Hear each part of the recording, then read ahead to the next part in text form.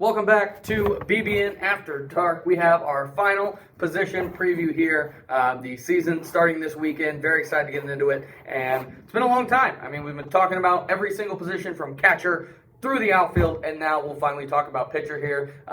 Do it a little bit differently today. Instead of going player by player, we're going to go ahead and go age by age and kind of talk about the pitching staff situation for each age. Let's go ahead and get right into it. We're going to go ahead and start old and work down to young. So let's go ahead and start with 18U. I mean, this pitching staff, once you get to this age, the staff becomes pretty clear cut. You only really need 4 or 5 guys in the staff. So I think not a lot of questions for this age. Bernie, I think, Mac, Elliott, obviously are the 2 big aces, but then you got 2 guys in the back in Adam Tobias and Reese Payne, who I think were very, very productive last year. But let's go ahead and start with the 2 big boys, Bernie, Mac and Elliott. I think both these guys, both these guys have had their fair share of bad outings, but for the most part, in the whole, these guys have been absolutely disgusting.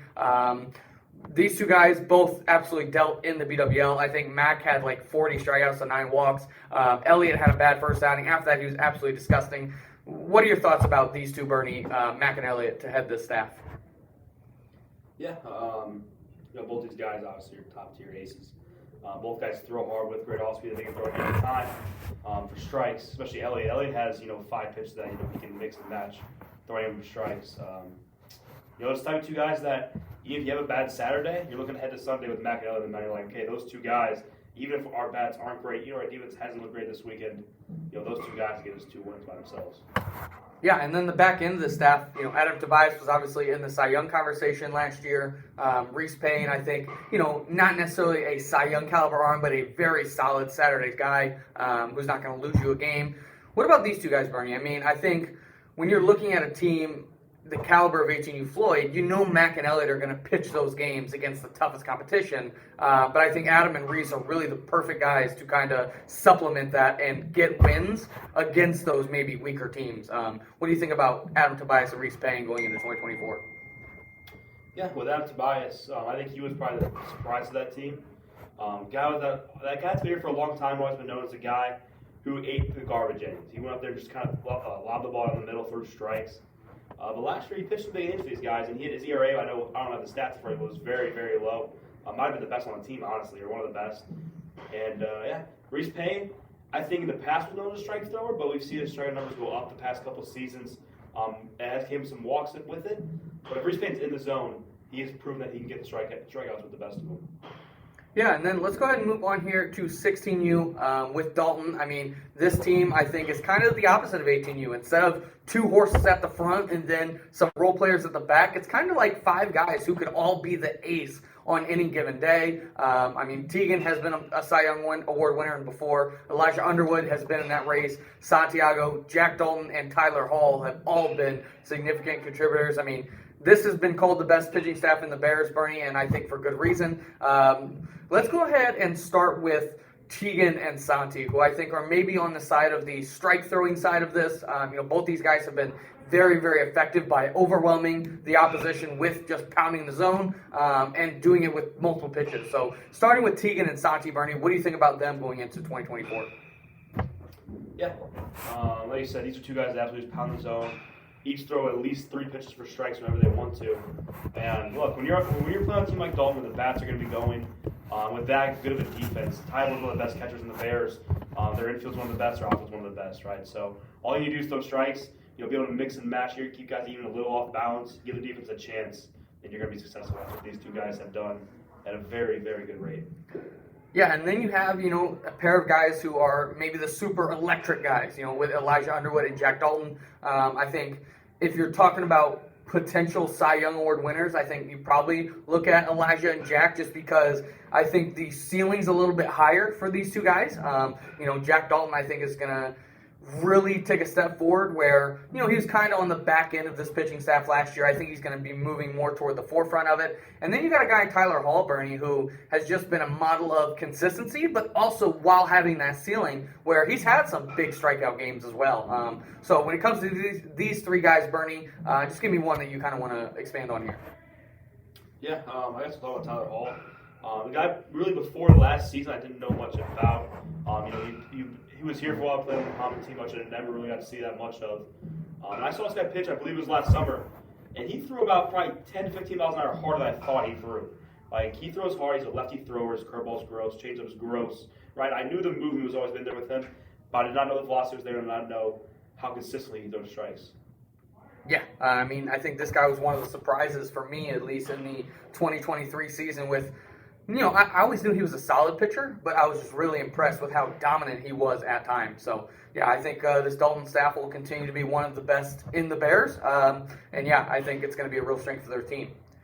Moving right along here to 15U, again, I think, I would say on the entire whole of the Bears from top to bottom, this is probably one of the, at least on paper, one of the most dominant pitching seasons I think I can remember. I mean, it seems like every single staff has at least one or two guys who you can just count on to shut down a game. And this 15 Floyd squad is no different. Logan Eckert, a multi-time Cy Young Award winner. We kind of touched on it a couple weeks ago on BBN, Bernie. I mean, before it was, okay, this guy can only do it on Saturday, and then, he can only do it against inferior teams, and he's just a strike thrower. Well, now he's kind of dominated against everybody he's faced. BWL, against the best hitters in the Bears, he's dominated. GMB, Sunday, first game, he's dominated. I mean, this guy just continues to do it at every level. And then I think on the other side, the more surprising story from last year was Andrew Willeret, who I think came out and was really, really effective all year long.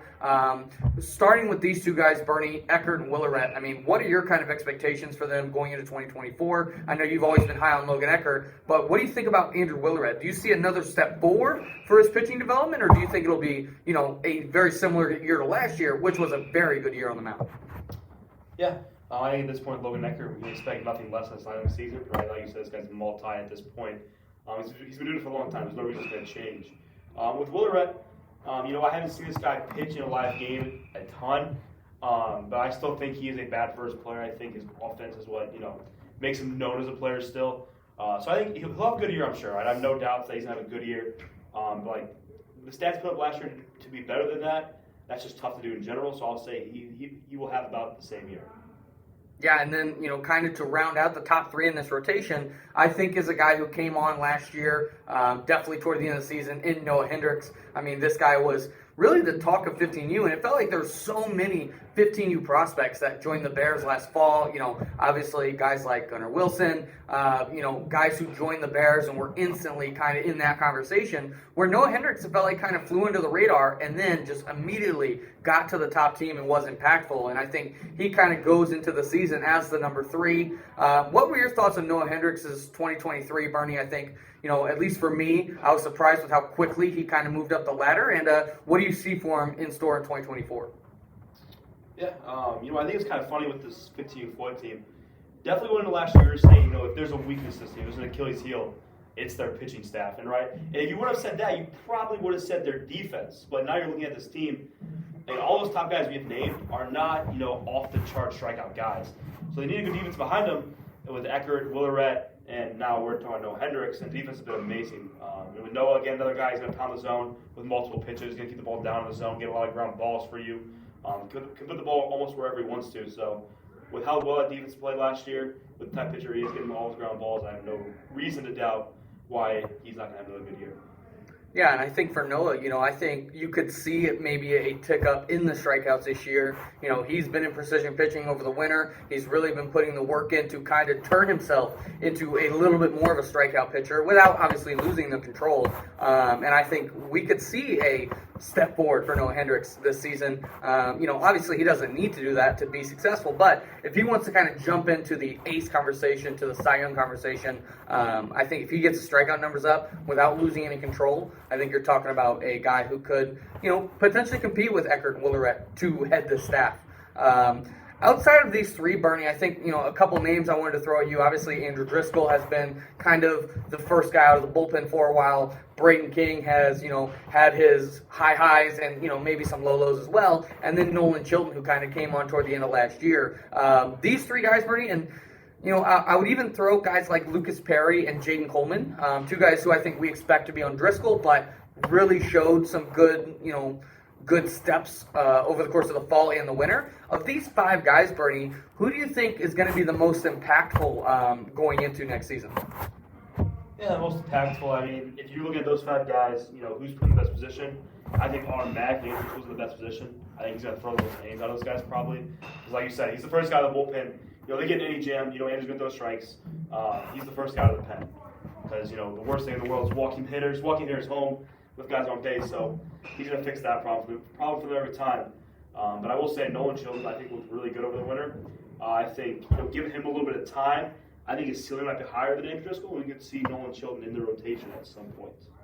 Yeah, and then the other 2 guys, Braden King always has had that super high potential. Obviously, it's just one of those things. If he's in the strike zone, he's untouchable, and I think he's got the potential to be the best pitcher on this staff. It's just about finding that consistency for him. But another guy I wanted to touch on was Jaden Coleman. I mean, there may not have been a more dominant pitcher in the BWL, B-League than Jaden Coleman. I think, took a big tick up in his velocity. At least from my perspective, I think his breaking balls became more of swing and miss type breaking balls than just get me over type breaking balls. And I think, if Jaden starts the year with Driscoll and just dominates, I could see him getting a chance with 15U Floyd to join that rotation because, he looked dominant over the course of the winter. So excited to see what Jaden Coleman can do. And really, Bernie, if you think about it, this Driscoll pitching staff could be very, very good if Braden King's on that team, Lucas Perry, Jaden Coleman. You're talking about a dominant top 3 with several guys that I think we like that could be at the back end of that rotation as well.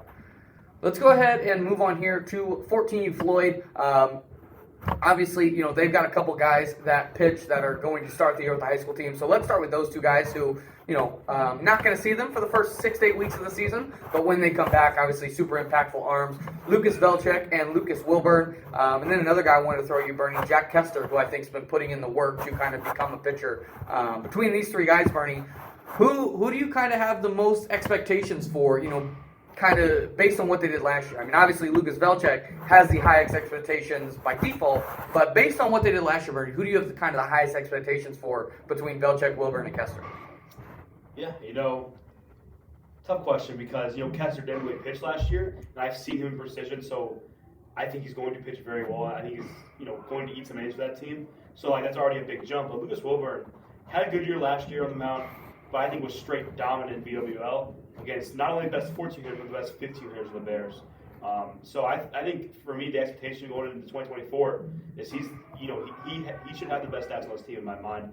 He should be seen as the ace by the end of the year. I know Belly's great, but just by that BWL that Wilburn was able to have, I see no reason why he's not the ace of this squad. Yeah, like you mentioned, Brian, I'm excited to see Jack Kester potentially develop into a pitcher. That's one of the parts of his game that wasn't really established when he joined. His defense was good coming to the door. His offense was obviously good. If he can develop as a pitcher as well, I think, he puts himself as one of the most valuable players in the Bears. But let's talk about the 3 guys who are going to be there opening day, Bernie, who I think are going to kind of head this rotation. And those being Evan Lancaster, Mason Geddes, and Josiah Leaker. I think all 3 of these guys had really good BWLs. Mason Geddes, you kind of saw the start of his breakout per se in the fall where he really pitched well. He had something like 20 strikeouts to like 2 walks in his last couple outings in the fall. Evan was one of the most electric 14U pitchers at that BWL A-League. And Josiah Leaker, he was a midseason pickup and was a superstar for that Floyd team or for that Pinstripe team in the B-League. He started the championship game. That's how good he was coming up from the free agency. And between these 3 guys, Bernie, what do you kind of see as the expectation? I think it's unclear, I think you can maybe imply Evan Lancaster as the ace, but who do you see as maybe the number 2 in this staff, and what are your kind of expectations for this top 3 of the rotation in 14U Floyd? Yeah, like you said, I think expectation Evan's the ace going into day 1. After him, I think Mason Geddes probably have been number 2. He saw some innings, or his innings increased a ton last fall. I think he proved everyone right in saying that he should be in that rotation full time. Another guy who I think last year was kind of seen as a strike thrower, but now you look at this kid's up above 70 miles an hour with a record, with a good curveball, with a slider, right? I think we're going to see his strikeout numbers absolutely skyrocket this year, and his walks are not going to go up either, right? He's still, pinpoint accurate. And with Cy, look, I could be wrong, but I don't believe he's ever started a game on a varsity roster. on the mound. So we'll see. I know Cy can sometimes be wild at times, but when he's in the zone, he throws hard, has good off-speed stuff. He can be dominant.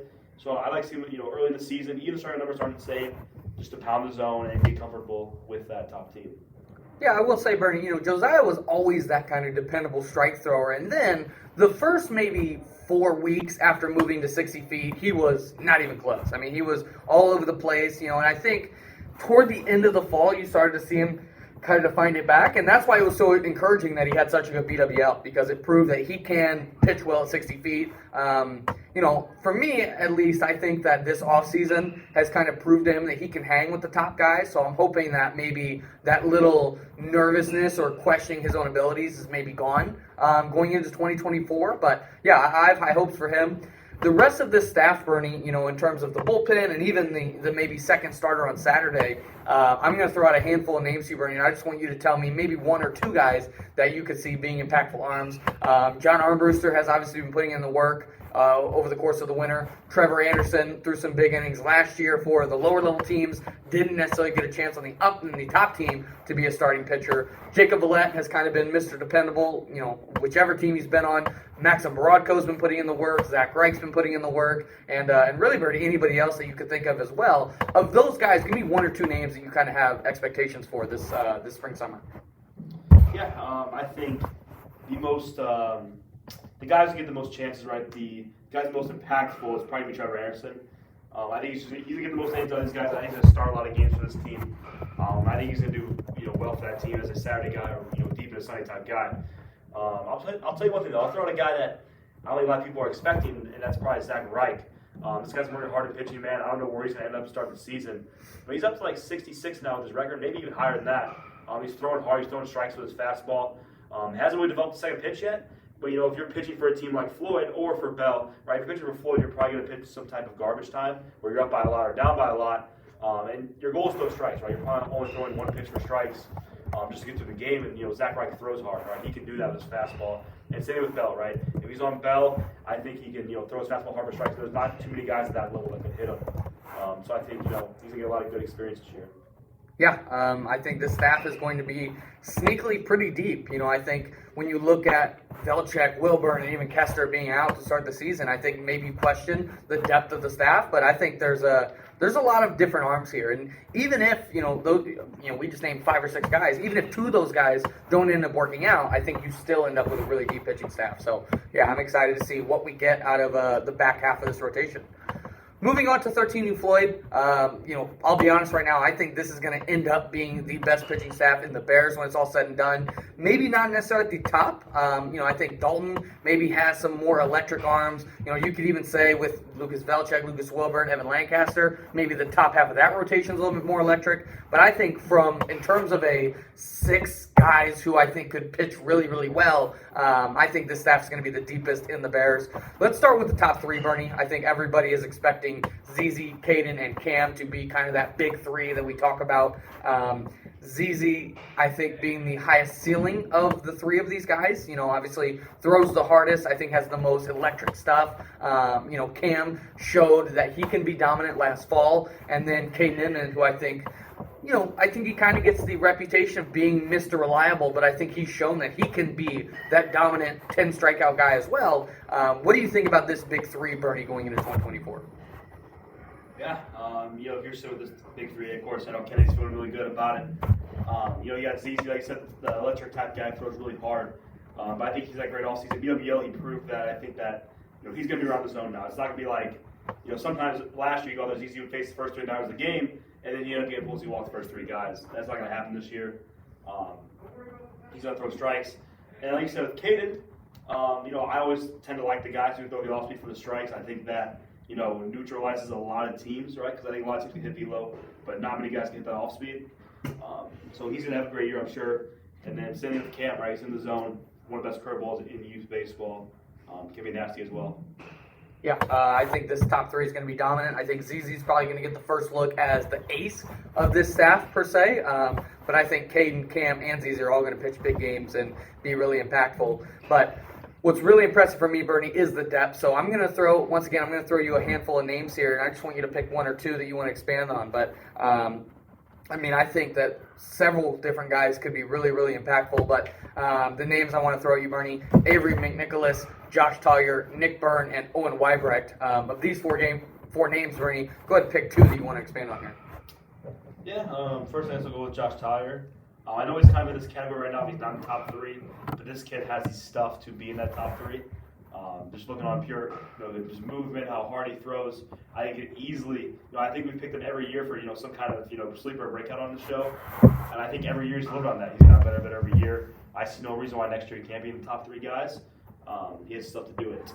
And the other guy, go with Owen Weinbrecht. That's kind of my guy, and I see him a lot in pitching. When he joined precision pitching, I don't think he was really a pitcher at all. I don't think he really pitched much in his entire baseball career. And now he's at a point where his fastball is very consistent. Doesn't throw gas, but throws decently hard for the age. And now he has his curveball. We can throw strikes most of the time, right? So he's almost a two-pitch pitcher. That's just for pitching for the past probably 5-6 months, maybe max. Might even be less than that. I think he could eat some innings for that 13U Floyd team. Blowout situations or maybe on Saturday situations. Yeah, and then the other two guys, Bernie, Nick Byrne, I think, has gone up 10 miles an hour in the past, 10 months or something like that. He went from a guy who was a hopeful second-team pitcher to now looks like, I think I would trust him to throw some bullpen innings for this top team. And then Avery McNicholas, who has kind of just proved to be Mr. I'll do whatever it takes for the team. Because, when this team needed outfielders, he moved to the outfield. When this team needed pitchers, he learned how to pitch, So I think this guy has proven whatever the team needs, he's willing to do. And I think he's not just going to deliver on being an extra arm. I think he could be really, really good for this team. Moving on to 12U Burnsville here. This staff, I think, is going to be very sneakily pretty good this season. I think last year this was kind of the weakness for this team, I would say. I think maybe not necessarily at the top of the rotation, but definitely the depth. And I think the depth has been addressed a lot this offseason. I still think there are a couple of question marks of who's going to step up, but I think there's a lot more options this year for this 12U Burnsville squad. But let's go ahead and start at the top, Bernie. I think there's kind of a two-headed monster at the top of this rotation. Owen Lewis, who's kind of been that Caden Inman-esque, all-reliable type pitcher, who's just been the guy who's been able to keep you in games every single time he goes out there. And then Harrison Blabaum, who kind of came on at the end of the season as arguably the best pitcher on the team in a 4 to 6 week span, where he was just been able to shut teams down, which really, wasn't really seen on this team very often before that. So, of the top two guys of this rotation, Bernie, tell me what you think that kind of dynamic looks like for this team in 2024. Yeah, just for those top two guys, like you said, Owen's kind of been the since the ace of the team since at least I took over, a year and a half, 2 years ago. He's never going to. When no one's pitching, you have a chance to win every game, right? It's just that simple. Fastball, he might be the most accurate pitcher I've ever seen in 12U. That's not even like a joke. He can pinpoint anything. Pinpoint his fastball wherever he wants, pinpoint his curveball wherever he wants. Right? I was making a joke that in between innings one time I was catching him, and I was like, okay, fastball high and in, and I didn't move my glove, and I was like, curveball down and away. Hit my glove, I didn't move it. Right? He can do that over and over again. Again, not overpowering, but can just locate his stuff so well with multiple pitches. And Harrison kind of came out of nowhere last fall. He'd been working hard for precision pitching, but we didn't know what we were getting from him in a game. I actually threw him up there in our first GMB tournament of the year, and he shut down a pretty good team. I think we ended up losing the game 4-3, but he pitched very well. It's kept getting more and more chances after that, and I think he definitely had the best ERA on the team last fall. I think he had a 4.5 or 4.7, which 12U is very good. I expect nothing less out of these two guys in 2024.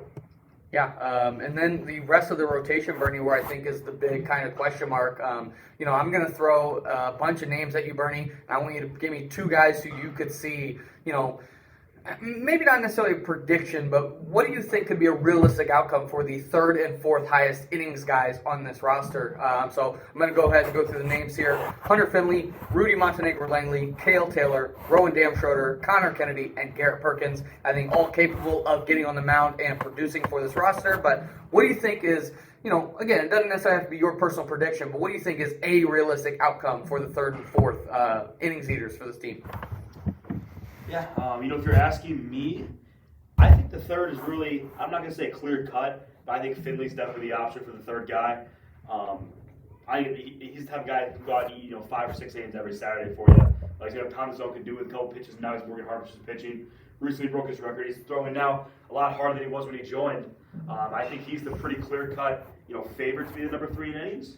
And after that, we'll kind of see who steps up. If Rudy's in the zone, it's Rudy, because Rudy throws over 60 as a 12U kid. Rowan showed flashes of it. I think his curveball is one of the better ones at 12U. Again, it's just if you can stay in the zone with his fastball, get ahead of hitters. Garrett and Connor are both capable of throwing strikes. Again, not going to overpower you, but they'll go up there and pound the zone for you. And then Kale was kind of the guy last year, reliable out of the bullpen. We need you to shut down this 1 inning for us. Kale, go get it, and he always did it for us. So I think four is kind of the wide open spot here. Yeah, but I think this roster is going to end up with a lot more options than last year. I'm pretty optimistic about the 12U Burnsville staff. I think, I'm not necessarily sure that the pitching staff is going to be a strength this year, but I think it won't be a weakness, which I think is going to be a big step forward for this team. Moving on, finally here to 11U Floyd. This is another team where I feel like there were certain weekends where the pitching staff was the weakness, and then there were certain weekends where this pitching staff was the strength. I think this team's searching for consistency in the pitching rotation, and I tried to predict the 3 guys who I think are probably going to be the most innings eaters for this team, but if you disagree, Bernie, feel free. But I'm going to go ahead and start with these 3 guys, Wheaton Hainline, Owen Haynes, and Carson Griffith. I think, me personally, I'm most confident in these 3 and being able to deliver week in and week out, to be able to throw strikes while not just being a pitching machine down the middle. I think all 3 of these guys have a lot of potential to be, potentially the Sunday ace. But what do you think, Bernie? I mean, do you have a different perspective on the 3 innings eaters? If not, what do you think about this group of 3 here, Hainline, Haynes, and Griffith?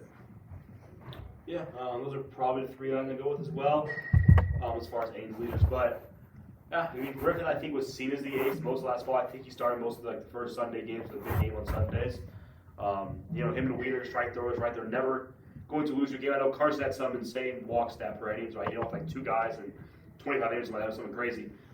We've that same type of guy. They're going to throw strikes for you. And then Owen Haynes, probably his high ceiling, the best stuff out of the guys, has a good changeup to go along with a good fastball. He throws hard. Again, these 3 guys, though, I think you can mix and match them, who's going to throw Sundays or whatever. But all 3 guys are never going to lose you a game. And then, Bernie, I have a handful of other names here. I want you to just give me one of these guys who you think has the most potential to be an impactful starter for this team. Hamilton Case, Owen Dobrinsky, Ben Bonchek, and Lucas Closter. Which of those 4, or if you had somebody else in mind, who do you think could be the next most impactful for this team? Yeah, if I'm looking at this, I think Hamilton could, burst on the scene, right? This is his first year playing with 11U Floyd.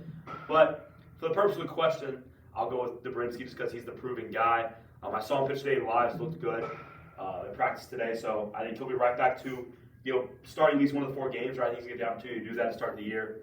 Another guy on the list, Cooper Woolen, 8 innings for him last year. He's a strike thrower. He could easily, find himself, maybe not starting games, but eating a ton of innings out of the bullpen for that squad.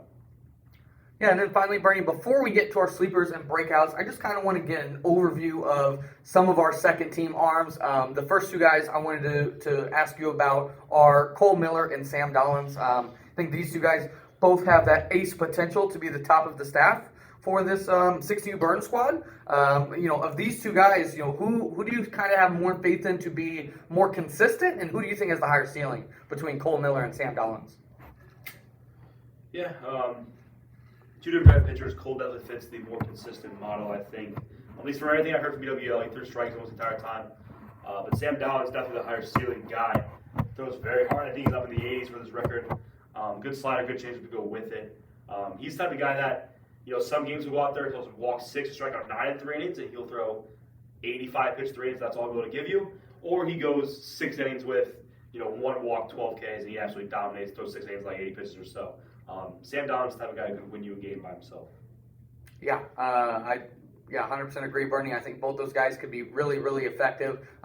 Moving elsewhere, Bernie, looking at this Driscoll team, already we talked about Jaden Coleman and Lucas Perry a little bit, but 2 names I wanted to bring up are Max Sandler and Colin Sandler, who I both think put in a lot of work in the offseason. I think both have their strengths and weaknesses. Which of these 2, Bernie, do you think is more realistic to see having a big role, potentially on Driscoll, but if not on Driscoll, on Latrania? Who do you have a little bit more faith in to be the impactful arm?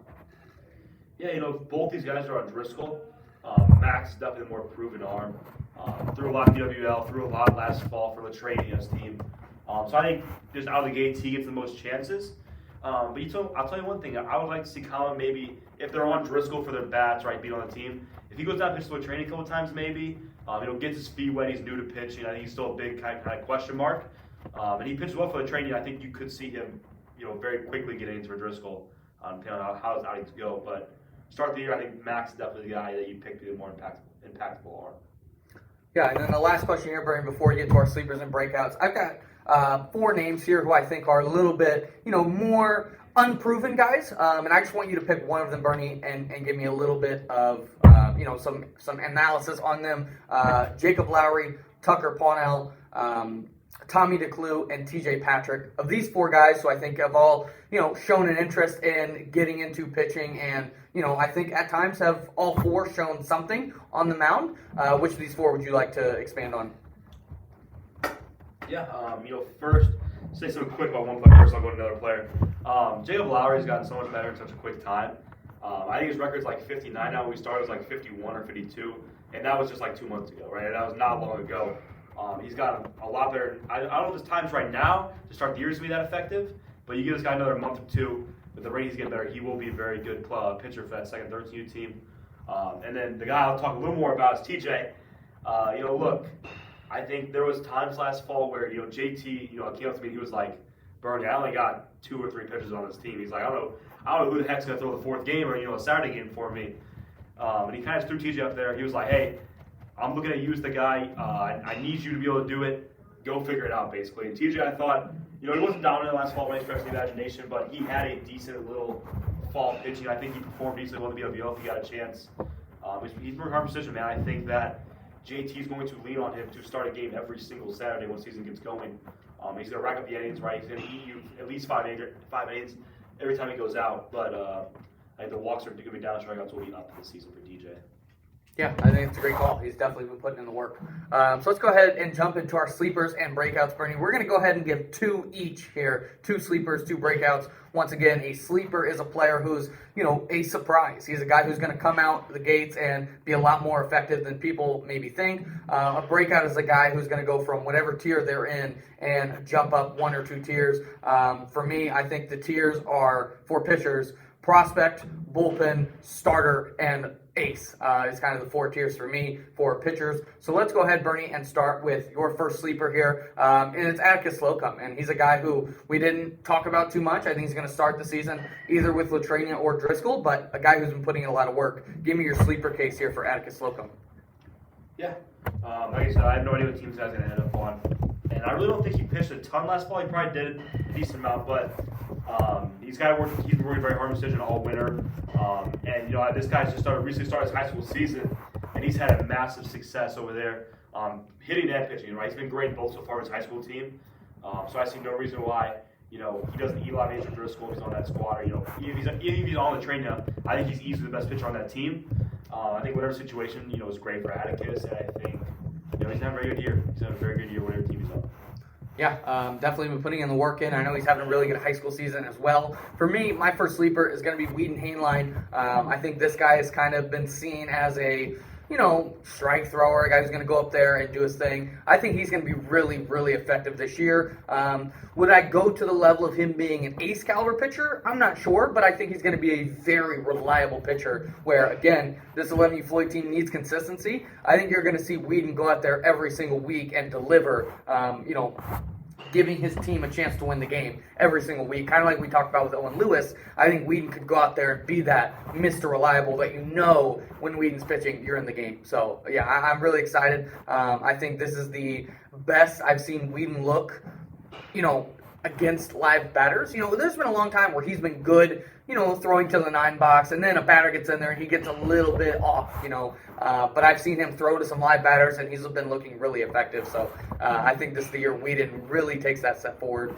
Bernie, your second sleeper here, Josiah Leaker, again, a really dominant BWL. I think this guy has shown flashes in the past. And, for me, I think he's going to be a lot more than a strike thrower this year, Bernie. What do you think about Josiah Leaker as your second sleeper? Yeah, I think first of all, you not even look at Josiah, just the situation he's put into. To start the year before the high school guys get back, he's going to start a game, I assume, every week report to you, Floyd. That's a massive thing for him. I think he's going to go up there.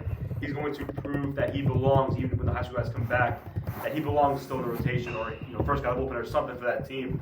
I think he's going to keep the team in every game. He's going to get a lot of wins for them on Saturday. I think he's going to have, a good season. Yeah, I agree.